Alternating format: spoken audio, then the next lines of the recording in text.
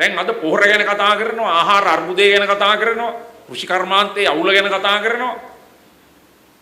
අපි දන්නවාද කෘෂි කර්මාන්තයේ විශාල බරපතල අවුලක ගොවියා යන්නේන මන් නැති දැනකට වැටිලා.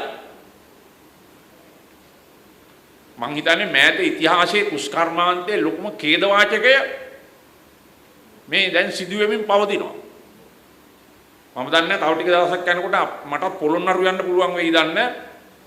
මොකද මෙහෙන් දෙපා කියලා කියද දන්නේ. ඒ තැනට ගොවීන්ගේ බොහොම සංවේදීභාවය, ආවේගශීලීභාවය, ඔවුන්ගේ ලේවලට දැනෙන මහා පීඩනය ඇති වෙලා තිබෙනවා. මම ඊටමත් සතුටු වෙනවා සීමාව රත්නත්තේදාස් වණ්ඩාරනායක මැතිණියගේ 21 වන ගුණ සමරු දිනය දවසේ මේ කොරෝනා වසංගත තත්ත්වයේ තුල වුණත් සෞඛ්‍ය ආරක්ෂණ ක්‍රම තුල අපි සුළු පිරිසක් හෝ එකතු වෙලා එතුමියට ගරු කිරීමක් විදියට පූජාච පූජනීයානං ඒතම් මංගල මුත්තම මේ කරන්නේ පිදිය යුත්තම් පිදීම, කළගුණ සැලකීම, ජාතියට නායකත්වයේ දුන්න, රටට නායකත්වයේ දුන්න, ජාත්‍යන්තර නායිකාවක් වූ මේ රටේ පොඩි මිනිසාට සේවය කළ SWRD බණ්ඩාරනායක මැතිතුමාගේ වැඩපිළිවෙල දේශපාලන ආර්ථික සංස්කෘතික සමාජික වැඩපිළිවෙල අඛණ්ඩව වඩාත් ප්‍රභාස්වරව ආලෝකමත් ලෙස ඉදිරියට ගෙන ගිය එතුමිය ජාතික නායිකාවක් පමණක් නොවේ, එතුමිය ජාත්‍යන්තර නායිකාවක්. මේ ජාත්‍යන්තර නායිකාව පිළිබඳව කතා කරන විට විශේෂයෙන්ම මම වැඩි වෙලා කතා කරන්න බලාපොරොත්තු වෙන්නේ අපි IDH එකට යන්න තිබෙන නිසා වණ්ඩාරනායක මැතිණිය සාර්ථක නායිකාවක් උනේ ඇයි?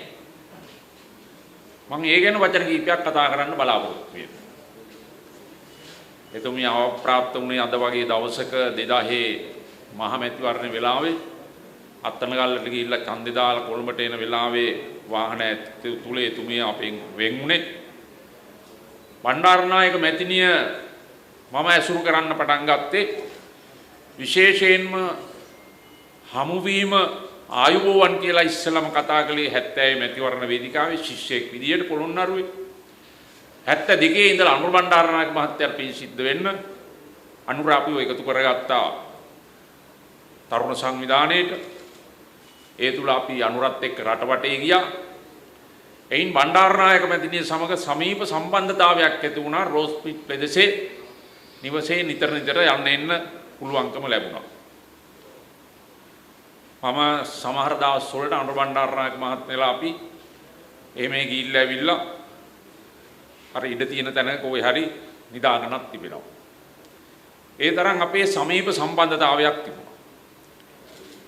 බණ්ඩාරනායක මැතිණිය සාර්ථක නායිකාවක් වන්න ප්‍රධාන හේතුව කුමක්ද? SWRD බණ්ඩාරනායක මැතිතුමා මේ රටේ දේශපාලකයන් තුල ජාත්‍යන්තර දේශපාලනය තුල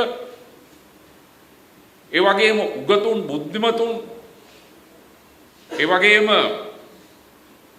විද්වතුන් අතරේ බහුශ්‍රතීන් තුල ඔහු බහුශ්‍රතීන් තුල බහුශ්‍රතීකේ බහුශ්‍රතේ උගතුන් තුල උගත් නායකේ විද්වතුන් අතර විද්වත් නායකේ දේශපාලන විද්‍යාව. බණ්ඩාරනායක මැතිතුමා කියන්නේ දේශපාලඥයෙක් පමණක් නෙවෙයි දාර්ශනිකයෙක්. ලංකාවේ වම දකුණ දේශපාලනයේ පිල් දෙක ගත්තාම මේ වම දකුණ පිල් දෙකේ 47 ඉඳන් ආපු ආණ්ඩු ගත්තොත් වාම ප්‍රගතිශීලී දේශපාලන ව්‍යාපාරයේ දාර්ශනිකයා SWRD බණ්ඩාරනායක මැතිතුමා. දක්ෂිණාංශික දේශපාලන ව්‍යාපාරයේ එතුමාගේ ප්‍රතිපත්ති වලට අපි එකඟ නැහැ. නමුත් අපි පිළිගන්නට ඕන දක්ෂිණාංශික දේශපාලන ව්‍යාපාරයේ මේ රටේ දාර්ශනිකයා ජේ.ආර්. ජයවර්ධන මහත්මයා. බණ්ඩාරනායක මහත්මයා 926 ඉඳලම දේශපාලනේ පටන් ගත්තා. නගර සභා මැතිවරණ වලින් ඇවිල්ලා එම ඒ විදිහට. එතකොට මැතිනිය ඒ දාර්ශනිකයාගේ ආදරණීය බිරිඳ විදියට මැතිනිය ඇසුරු කළේ ජාත්‍යන්තර දේශපාලක. මැතිනිය ඇසුරු කළේ මහා උගතෙක් බුද්ධිමතෙක් ප්‍රඥෙක් දාර්ශනිකයෙක්. මැතිනිය ඇසුරු කළේ අවංක නිහතමානී සැබෑ මානවවාදී ප්‍රජාතන්ත්‍රවාදී නායකයෙක්. ඒ නිසා විවාහ ජීවිතය තුළ ඇතිවෙච්ච සමීප සම්බන්ධතාවයට ඒ දෙදෙනාගේ මිශ්‍ර වීම ඇති වුණා. විවාහ ජීවිතයක් ගත කරනකොට දෙන්නේ බොහෝ වෙලාවට සාර්ථක විවාහ ජීවිතයක ස්වාමියා සහ බිරිඳ අතරේ තිබෙන ගති ලක්ෂණ වලට දෙන්නගේ තිබෙන ඒවට දෙන්නටම එකතු වෙන්න සිද්ධ වෙනවා. බිරිඳ සහ ස්වාමියා ඒ දෙදෙනාගේ චරිත ලක්ෂණ වලට දෙන්නට එකට එකතු වෙන්න වෙනවා. ඒකෙන් තමයි සාර්ථක විවාහයක් වෙන්නේ. ඒක නැත්නම් තමයි විවාහය කැඩෙන්නේ. එතකොට සිරිමාවෝ බණ්ඩාරනායක මැතිනියට ලැබිච්ච මහා ප්‍රඥාගේ දාර්ශනිකයාගේ දේශපාලඥයාගේ ඇසුර නිසා එතුමිය ඒ අත්දැකීම් ලැබුවා. ජාත්‍යන්තර සමුළු වලට එතුමාත් එක්ක ගියා. රට ඇතුලේ දින දේශපාලනයේදී එතුමාට දෙන්න තිබුණු සියලු සහයෝගය එතුමිය දුන්නා. ඒ තුල විශේෂයෙන්ම පෞල් ජීවිතයේ තුලත් දේශපාලන ශාස්ත්‍රයේ තුලත් බණ්ඩාරනායක මැතිතුමා සහ එතුමිය අතරේ තිබුණු ඒ දැඩි බැඳීම නිසා විශේෂයෙන්ම එතුමිය බණ්ඩාරනායක මැතිතුමා මිය යන විට යම් අත්දැකීම් රාශියක් ලබාපු කෙනෙක්. අද විශේෂයෙන්ම පෞද්ගලික අංශය සහ රාජ්‍යාංශය පිළිබඳව ලොකු සංවාදයක් ඇති වෙලා තිබෙන කාලයක්. පෞද්ගලික අංශය ශක්තිමත් කරනවාද රාජ්‍යාංශය ශක්තිමත් කරනවාද කියන සංවාදයක් අපේ රටේ අද තිබෙනවා. ජාත්‍යන්තර දේශපාලනේ මේක දැන් අවුරුදු 60කට කිට්ටු වුණා. ගෝබචොව්ගේ CIA කුමන්ත්‍රණයත් එක්ක සෝවියට් එක කඩා හැලීමත් එක්ක රට ලෝකයේම දකුණට යන්න පටන් ගත්තා. ලිබරල් වාදේ කරා යන්න පටන් ගත්තා. ඒ තුල වාම සහ දකුණ ජාත්‍යන්තර පිල් දෙකත් එක්ක මේ දෙකටම යන්න බැරි අය ලෝකේ නොබැදි ජාතික සමුළු හදාගත්තා. ඉන්දුනීසියා, මැලේසියා, ඊජිප්තු, ඉරාක, ශ්‍රී ලංකාව, ඉන්දියාව, යුගෝස්ලාවියා, කියුබා මේ වගේ රටවල් නොබැඳි ව්‍යාපාරයක් ආරම්භ කිරීමේ නායකත්වය ගත්තා. ඒ නායකත්වය ගැනීම තුල නොබැඳි ව්‍යාපාරයේ සාර්ථකත්වය නිසා නොබැඳි ව්‍යාපාරයේ නොබැඳි පිළිවෙත නිසා ඒ නොබැඳි ව්‍යාපාරයේ නොබැඳි පිළිවෙතට එකතු වුණේ ලෝකේ මධ්‍යස්ථ විදේශ ප්‍රතිපත්තියක් අනුගමනය කරපු රටවල්. බලවුන් කඳවුරුවාදයේ තුල කොමියුනිස්ට් රටවල් වලටත් යන්නේ නැතුව ධනපති දක්ෂිණාංශික රටවල් වලටත් යන්නේ නැතුව මේ දෙකෙන්ම අතරමැද බුදුන් වහන්සේ දේශනා කළ විදිහට මධ්‍යම ප්‍රතිපදාව තුල ගිය වැඩපිළිවෙලකේ එහි යම් ඒ අර්ථයෙන් ගත් එකක් තමයි බණ්ඩාරනායක මැතිතුමාගේ මධ්‍යස්ථ විදේශ ප්‍රතිපත්තිය. උඩ බණ්ඩාරනායක මැතිණිය ඒ විදේශ ප්‍රතිපත්තිය ඊටාම දක්ෂ ලෙස හැසිරුවා.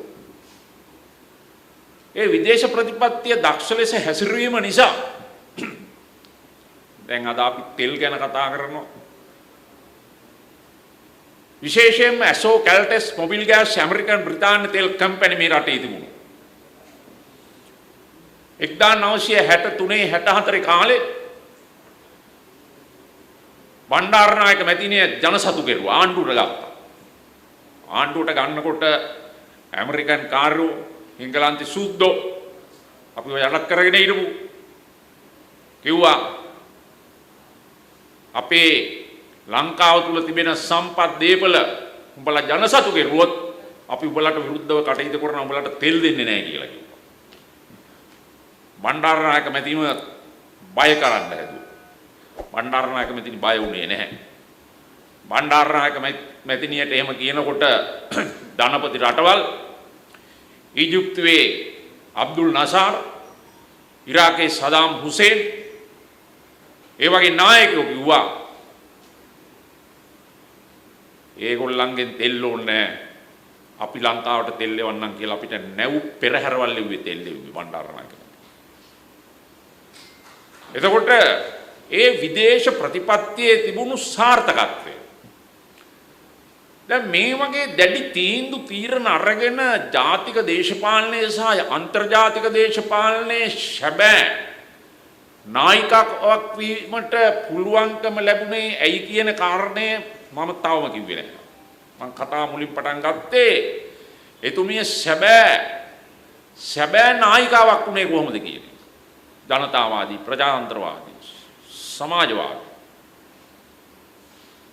එතුමිය සැබෑ නායිකාවක් වුණේ එතුමියට වැඩ කරන්න පුළුවන් හොඳ අවංක කණ්ඩායමක්. ඒක තමයි රහස. ඒකයි. අවංක කණ්ඩායමක් ඉන්න ඕනේ ඕනම නායකයෙකුට. නායකයා කොච්චර පිරිසිදු වුණත්, නායකයාගේ කොච්චර හොඳ දර්ශනයක් විෂන් එකක් තිබුණත්, මේ රටේ පහුගිය දශක 3-4 හිටපු ඇමතිවරු බණ්ඩාරනායක මහතුමාගේ ආණ්ඩුවට ආනනම් බණ්ඩාරනායක මහතුමාට ඔయిత කලින් එතුමා මරලා දායි. එතකොට එදා බණ්ඩාරනායක මැතිතුමා මැරුවේ පක්ෂයේම දක්ෂිණාංශය.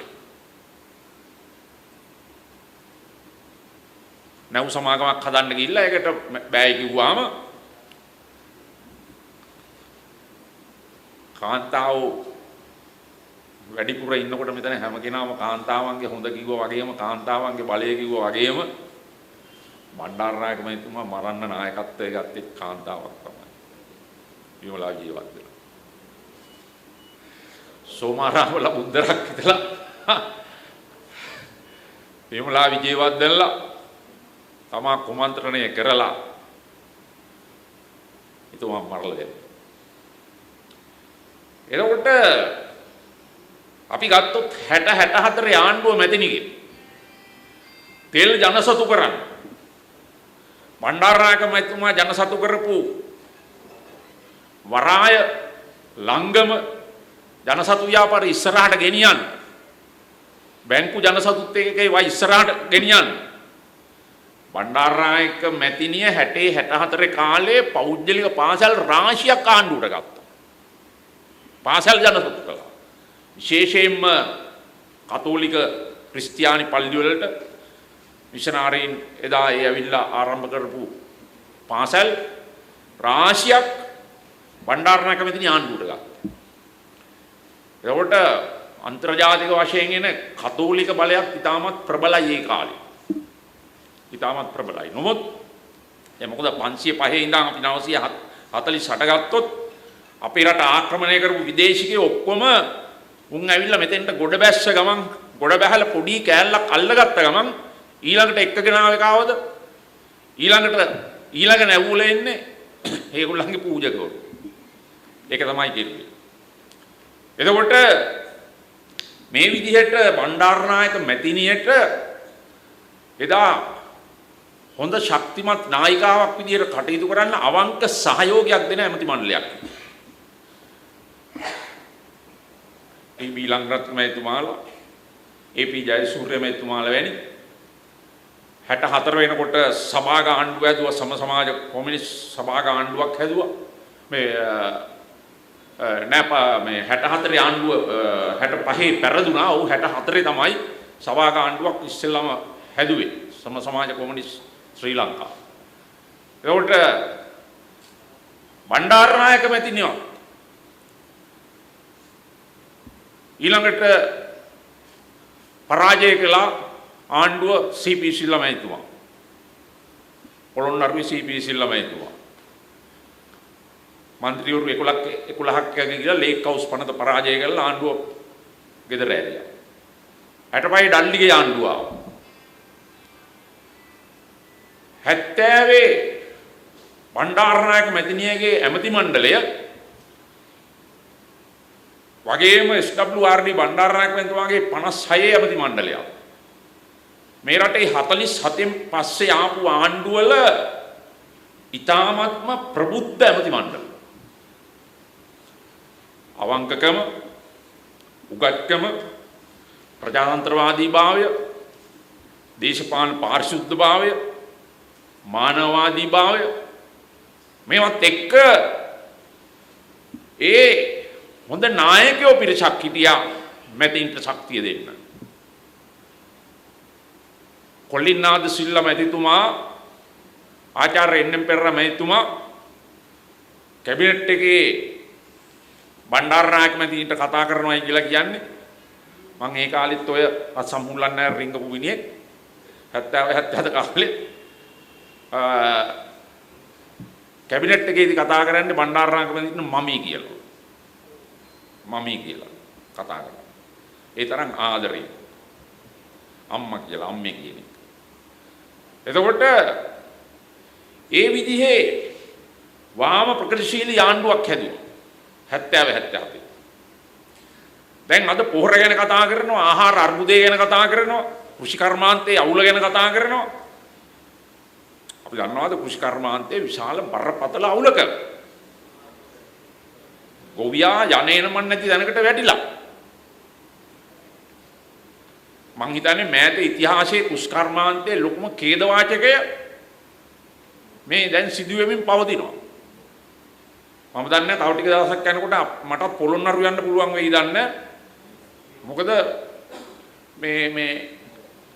මෙහෙන් දෙපා කියලා කීයද දන්නේ. ඒ තැනට ගොවීන්ගේ බොහොම සංවේදීභාවය, ආවේගශීලීභාවය, ඔවුන්ගේ ලේවලට දැනෙන මහා පීඩනය ඇති වෙලා තිබෙනවා. එතකොට මේ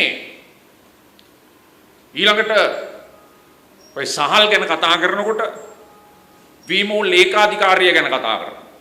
සමහර අය කියනවා ඒකට මාපියාව කියලා. දැන් මේක හරි දිග කතාවක්. මම මේ කතාව දිගට කියන්න යන්නේ නැහැ. නමුත් ඩල්ලි සේනානායක මැතිතුමත් 65 70 ගත්තාම හාල් නැතුව ගොවි හමුදාවක් හැදුවා. ගොවි හමුදාවක්. රටේ ආහාර හිගය, සහල් හිගය. 70 බණ්ඩාරනායක මැතිණි වේදිකාවේ මැතිවරණ ව්‍යාපාරයේ කියපුවාම අපිට ඡන්දෙ දීලා අපිව බලයට පත් කෙරුවොත් හාල්සේරු දෙකක් නොමිලේ දෙනවයි කියලා ඩල්ලි සේනානායක මහත්තයාගේ පැත්තෙන් වේදිකාවේ UNP එකෙන් ඇහුවා. සිරිම කියනවා රැස්වීම වල හාල්සේරු දෙකක් නොමිලේ දෙනවයි කියලා. රටේ හාල් නැතුව දැන් අපි ගොවි හමුදාවලුත් හදලා වැඩ කරුවා. රටේ හාල් හිගයක් තියෙනවා. සිරිම දෙන හැටි කියන්න කියලා ඒ වචනේ තමයි පාවිච්චි කරලා කිව්වේ UNP වේදිකාව. බණ්ඩාරනායක මැතිණි ඊළඟ වේදිකාවේ උත්තර දුන්නා. ගේන තැන අහන්න එපා, මං හඳෙන් ඉලල්ලාලි හාල් සේරු දෙක දෙනවයි කියලා. එතකොට බණ්ඩාරනායක මැතිණි 3න් 2ක බලයක් ආවා ආණ්ඩුවේ. ලංකා ඉතිහාසයේ 47 පාර්ලිමේන්තුවේ සිට සියලු පාර්ලිමේන්තු මැතිවරණ වලින් පසුව 3න් 2ක බලයක් ලැබුණේ පළවෙනි වතාවට සිරිමාව බණ්ඩාරනායක මැතිණියට 1970. ඒ නිසා තමයි 72 විවස්ථාව සම්මත කළේ. එතකොට හාල්සේරු දෙකක් නොමිලේ දෙනවයි කියපු බණ්ඩාරනායක මැතිණි බලයටපත් වෙලා කුමක්ද කියන්නේ? හෙක්ටර් කොබ්බෑකඩුව මැතිතුමා කෘෂිකර්ම මැතිතුමා ආහාර ප්‍රශ්න රටේ තියෙනවා. එතකොට ජාත්‍යන්තර වශයෙන් ආහාර හිගයක් ඇති වෙච්ච යුගයක්. අද ඔය සමහර අය මං අහගෙන කියනවා මේ 70 77 වගේ තමා මේ අදත් මෙහෙමයි 70 77 මීට වැඩිය මේ 70 77 කතාව වෙනස් කතාවක්. 70 77 මේ අද ඇතිවෙච්ච තත්ත්වය ඇත්තටම තිබුණේ නැහැ. මහින්ද රාජපක්ෂ මහත්මයා එදා മന്ത്രിවරයෙක් විදියට පාර්ලිමේන්තුවේ හිටියා. මම ඒ කාලේ ඔය ආහාර ගැන කියනකොට හොඳම තනතුරක තමයි හිටියේ. මම සමුපකාර සැපයීම් නිලධාරී සමුපකාර වලට බඩු ගෙනියන කෙනා සමුපකාර තොගවේල සංස්ථාවේ පොළොන්නරුවට. මගේ තනතුර සැපයීම් නිලධාරී. එතකොට මම දන්නවා ඔය විදිහේ විශේෂයෙන්ම දැන් මේ ආණ්ඩුවට විරුද්ධයි විශේෂයෙන්ම විපක්ෂයේ අය මම අහගෙන පාර්ලිමේන්තුවේ ප්‍රවෘත්ති සාකච්ඡාවල සමගි බලවේගයේ අය UNP එකේ අය කියනවා මේ 70 77 කාලේ වගේ තමයි මේක. 70 77 කාලේ ප්‍රශ්නේ වෙනයි අද ප්‍රශ්නේ වෙනයි. එතකොට අද ප්‍රශ්නේ ගැන මම විග්‍රහ කරන්න යන්නේ නැහැ. බණ්ඩාරනායක මැතිණිගේ කාලේනේ පියට් කාර් එකද කොහෙද හැදුවේ? නේ? උපාලි පියට් කාර් එක හැදුවේ බණ්ඩාරනායක මැතිණිගේ කාලේ. ඔව් උපාලි මැස්ඩා. එතකොට මේ දේශපාලන ද්වේෂයකින් සහ වෛරයකින් එහෙම නැත්නම් ඒ කාලේ නැතුව මේ ඊයේ පෙරේදා ඉපදිච්ච මිනිස්සු බණ්ඩාරනායක මැතිණිගේ සහ එන්.එම්. පෙරේරා මහත්තයාගේ ආර්ථිකය විවේචනය කළාට ඒක මේ රටේ ඊටාම ගැළපෙන සූසු ඒ වැඩපිළිවෙල අද දිගට ආවනම් අද අපි කවුරුවත් දුකින් දින්නේ නැහැ. අපි ස්වයංපෝෂිත රටක්. ඉතින් ඒක නිසා මම මීට වඩා කතා කරන්න බලාපොරොත්තු වෙන්නේ නැහැ. විශේෂයෙන්ම බණ්ඩාරනායක මැතිණිය ප්‍රජා අයිතිය අහෝසි කරපු වෙලාවේ මම හිරේ ගිය කෙනෙක්. මම 71 අවුරුදු එකමාරක් හිටියා. උන්නාන්දලා දන්නවා. ත්‍රස්තවාදී ව්‍යාපාරවලට මගේ සම්බන්ධයක් නැතුව පාසල් ශිෂ්‍යෙක් විදිහට මාව අල්ලගෙන ගිහිල්ලා. ඒකට බණ්ඩාරනායක මැතිණියේ ප්‍රජා අයිතිය අහෝසි කරන්න පාර්ලිමේන්තුවේ යෝජනාව සම්මත කරන්න විවාද කරපු දවසේ අපි පොළොන්නරුවේ මහපාරේ බුදිය ගත්ත අයකට විරුද්ධව. ඒක නිසා මහපාරේ බුදිය ගත්ත අය කියලා අල්ලගෙන ගෙනිහිල්ලා අනුරාධපුරේ හිරගෙදර මාස 3ක් දාලා හිටියා. ඉතින් මම කතාව අවසන් කරන්නම් පොඩි රසවත් කතාවක් බණ්ඩාරනායක මැතිණිය ගැන කියලා. කමන්නේ නේද? බණ්ඩාරනායක මැතිණියගේ ප්‍රජා අයිතිය අහෝසි කෙරුවානේ. ජයවර්ධන මහත්තයාගේ ආණ්ඩුව දැන් ප්‍රජා අයිතිය අහෝසි කළාට පස්සේ දැන් බණ්ඩාරනායක මැතිණියට දේශපාලන මේ ඡන්ද ව්‍යාපාරවල දෙන්න බෑ, ඡන්ද ඉල්ලන්න බෑ. ඉතින් ඒ කාලේ හිටපු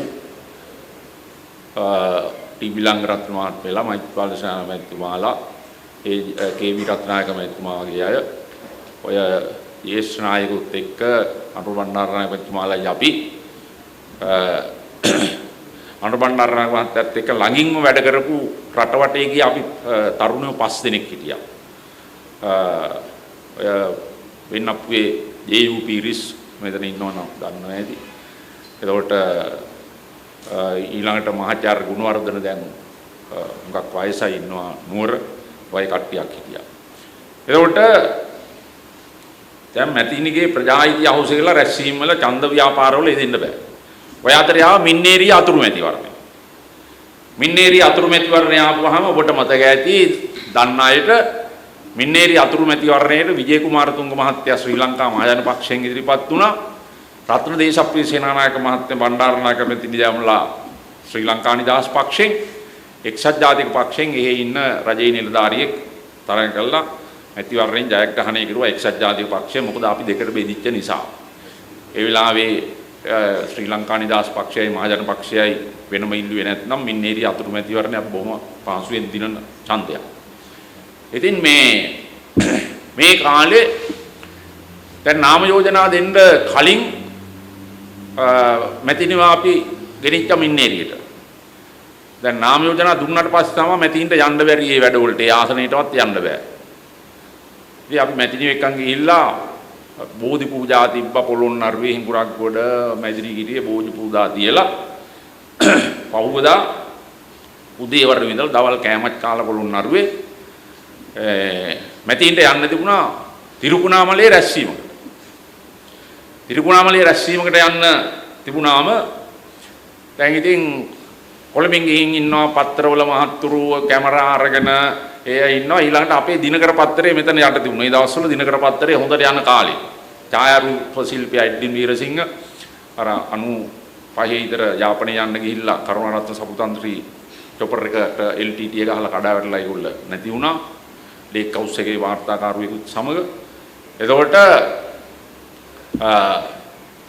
ඔය එක්ක හිටියා මේ පත්‍රේ දැන් එඩ්වින් වීරසිංහ කැමරාමන් ඊළඟට හිටියා මේ අමරබන්දු රූපසිංහ වාර්තා ලියන්නේ. අමරබන්දු රූපසිංහ උදේ ඉඳන් රෑ වෙනකම් දාලා තමයි ඉන්නේ. ඉතින් දැන් බණ්ඩාරනායක මන්ත්‍රී එදා උදේවට විවේක අරගෙන හවස 2ට මේ රැස්වීම කන්තලේ මැතිනි මට කිව්වා මේ මෛත්‍රීපාල යන්නත් වැඩක් නැත්නම් යන් අපිත් එක්ක ටොපර් එකේම කියලා කිව්වා. මං කිව්වා ඉතින් මට ටොපර් එකෙත් යන්න ඒ කාලේ ආසයිනේ. ඉතින් ඒක නෝ මං කිව්වා මැතිනි මාත් එන්නම් කියලා. ඉතින් දැන් දවල් කෑම කාලා හැම තිරිකුණාමලේ යන්න පොළොන්නරුවෙන් කට්ටිය නැග්ග ටොපර් එකට. අර මැතිනිගේ ආරක්ෂක නිලධාරීන් දෙන්න ආයිනේ ටොපර් එකේ. ඊළඟට පත්තරේ වාර්තා ලියන අමරබන්දු රූපසිංහ මහත්තයා අර ආරක්ෂක නිලධාරියයි බණ්ඩාරනායක මැතිණිය අතරේ. මම ඊළඟට මෙහා පැත්තේ බණ්ඩාරනායක මැතිණිත් එක්ක මෙහා පැත්තේ මම ඉඳගෙන ඉන්නවා ආරක්ෂකධාරියෝ ඔහොම ඉන්නවා. අර 4 දෙනායි එතකොට ඔහොම මේක යන්නේ. ඉස්සරහා සීට් දෙකක් තියෙනවා. ඒකෙත් ආරක්ෂක නිලධාරියෝ. දැන් ටොපර් එක නැග්ගුවා. නග්ගලා පොඩ්ඩක් යනකොට මැතිණි මන් දිහා බලලා කිව්වා මෛත්‍රීපාල ගඳක් කිනව නේද කියලා. මට දැන් මැතිණිට දැනෙන්න කලින් මට ගඳ දැනිලා ඉවරයි මට. මං කව මටත් නිකන් ආවනම් තමා කියලා වුණකොට මේ අමරබන්දුවා දැන් හොඳටම බීලා. හොඳටම බීලා. දැන් ටිකක් කියලා යනකොට අමරබන්දු දෙංග සින්දු කියන්න පටන් ගත්තා. ඉතින් මම ඔක මීට කලිනුත් රැස්වීමක කියලා මාධ්‍යවල එහෙම ගියා. ඉතින් මේ ඌ දන්න එකම සින්දුව උගේ නම කියන එක තමයි සින්දුව. දීපුවහම මේ දිනකරේ ආපුවහම අපි ඉතින් මේ ඒ කාලේ මේකේ පත්තරේ එලලා නිදාගන්නේ මේ සුඩ මේ සමහරලාට රෑ එහෙම ගිහිල්ලා ඇවිල්ලා.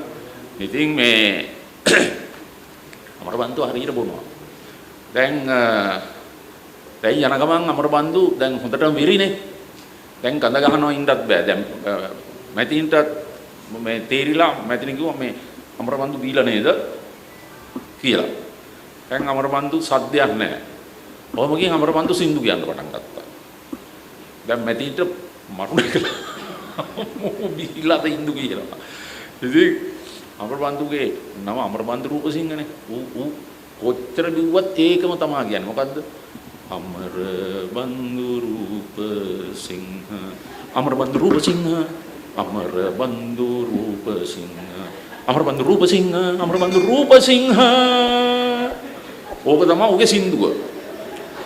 දැන් මොන්ක කිව්ව සින්දුව කියලා ඉවර වෙනවත් එක්කම දොකෝස් ගාලා මැදිනිගේ සාරියට මම වමනේ දැම්මා. බණ්ඩාරනායක මැතිනි ජීවිත ජීවිතේට එහෙම දෙයක් වෙන්නේ නැතුව ඇති. මූ වාමනේ ගොඩක් දැම්මා. දැන් මොකද මේ චොපර් එකේ හිට ගන්නද ඉක්මනට මයින්ඩ් කරන්නේ නැහැ. ඉතින් අර ආරක්ෂකයොත් මේ ඒගොල්ලෝ ගාව තිබුණු කඩදාසි අර මේ මොනවද අර රෙදි කෑලි දුණා හරි අර මේ පයිලට් ලගාවක් තිබුණා වුණා හරි ඉස්සරහ පිහින්ද දාලා තිබුණේ අරගෙන දැන් මේක පියලා අන්තිලේට ගිහිල්ලා ඉක්මනට රැස්වීමට යන්න කලින් මැදිනි කන්දලේ රෙස්ට් හවුස් එකට ගිහිල්ලා ඇඳුම් මාරු කරගෙන රැස්වීමට ගියා. ඉතින් ඔච්චරයි කතාව. ඉතින් අද බණ්ඩාරනායක මැදිනිගේ 21 වෙනි සමරු දිනේ අපේ අධිෂ්ඨානය සහ ප්‍රාර්ථනාව විය යුත්තේ ශ්‍රී ලංකා නිදහස් පක්ෂයේ. දැන් කොරෝනා නිසා අපි දැන් අවුරුදු එකමාරක් කතා කළේ අපි විතරයි.